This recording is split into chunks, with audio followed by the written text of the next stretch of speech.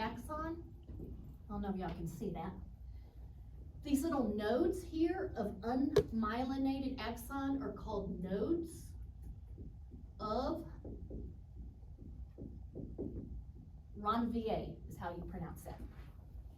Named after a scientist, capital R. Okay, and at those nodes of Ranvier, they're brimming with sodium, and this, I guess this is not as important to know, but there's lots of sodium gated channels. Okay. Lots of sodium gated channels. And remember, sodium gated channels,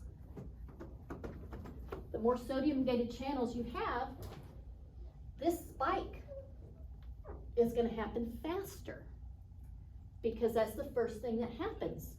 Whenever a neuron gets a stimulus, let's say from a previous neuron, at the axon hillock, if the threshold is at least negative 55 millivolts, then all of those sodium gated channels open.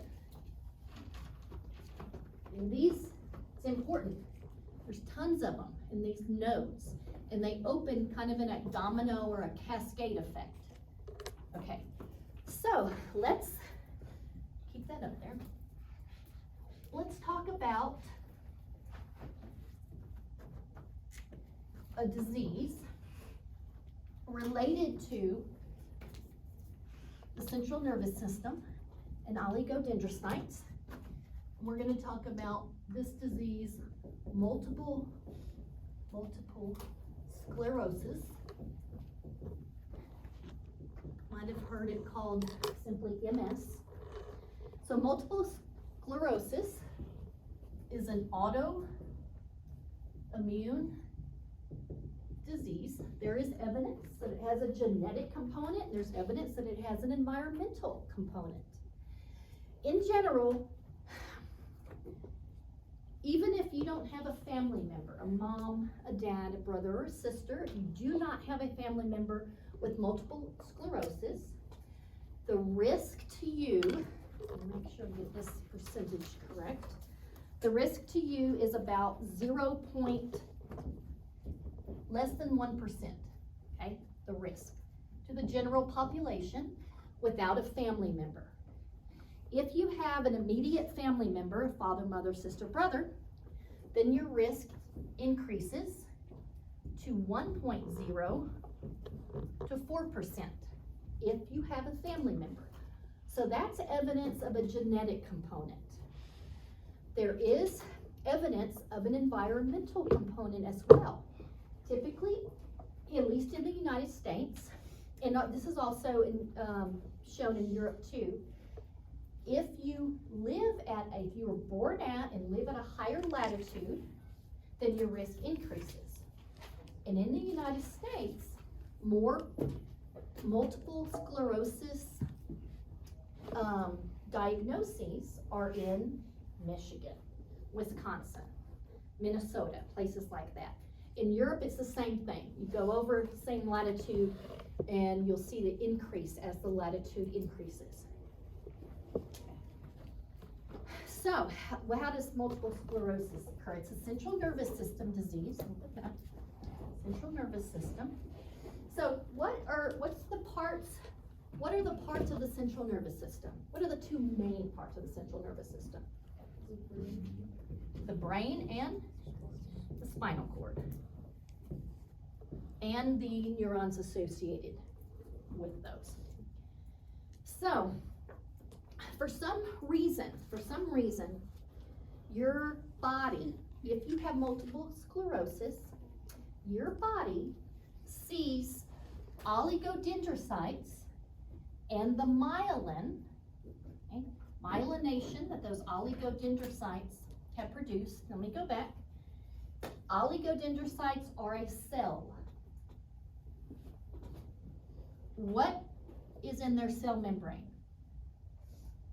What's their cell membrane composed of? No. What is the plasma membrane composed of? I drew it up here earlier. Okay, phospholipids. And what are sometimes embedded in the plasma membrane, gives it that mosaic effect? Transmembrane proteins, okay? 20% to 80% ratio, okay? That's why myelin appears fatty. It is fatty, but appears white because of this high percentage of phospholipids. Where do those phospholipids come from? Well, if this oligodendrocyte is wrapping its arm around the axon, its arm is composed of a bilayer of phospholipids, 80%. That's why myelinated axons appear white. That's why white matter is white, because white matter is composed of the myelinated portion of the neuron. Okay? So, your body, not your, but a person with MS, multiple sclerosis, their body, being an autoimmune disease, their body views the oligodendrocytes and they're in the myelin as antigens. An antigen is a foreign marker. So an antigen, just to make it simple, let's say this is a cell, some kind of, let's say it's a bacteria, and on the plasma membrane of this cell, there are markers that kind of label it, okay? And if this was a bacteria, your immune system would say, okay, foreign agent, let me attack it. It defines it as a foreign agent because it has these markers or these labels on it, okay? The same thing with these oligodendrocytes and the myelin that they produce. For some reason, people with MS, their body views those as foreign agents, as antigens. And so it starts to attack them. And one of the first things it does is causes inflammation. Just like if you, let's say just say you step on something and what happens when you step on something? Let's say you step on a pointy oyster shell, okay? They're super sharp. So you step on an oyster shell, what happens? Well, you bleed, but then what happens?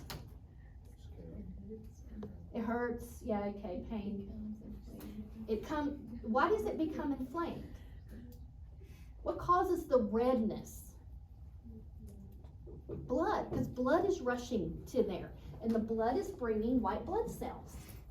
So this is the same thing. The body sees that as a foreign agent. So one of the first reactions is inflammation. Your body is going to start rushing blood, okay, antibodies to the site. And so that's what causes inflammation. Well, the inflammation results in breaking down of the myelin, okay, because your body's like, that's a foreign agent, we don't want it there. So the myelin starts to be degraded. And it even destroys some of the surrounding oligodendrocytes. Okay? If that happens, then those particular neurons aren't going to be able to send or receive signals, as well as myelinated ones. And so some of the symptoms, other than inflammation, which we don't observe that kind of inflammation because that's going on at the cellular level.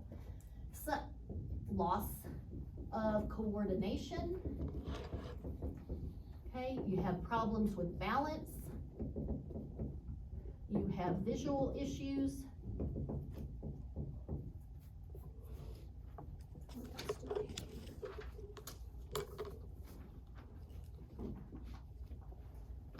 Numbness, fatigue, and just general pain. You might have numbness in your face. You might have numbness at your extremities. Okay? feet in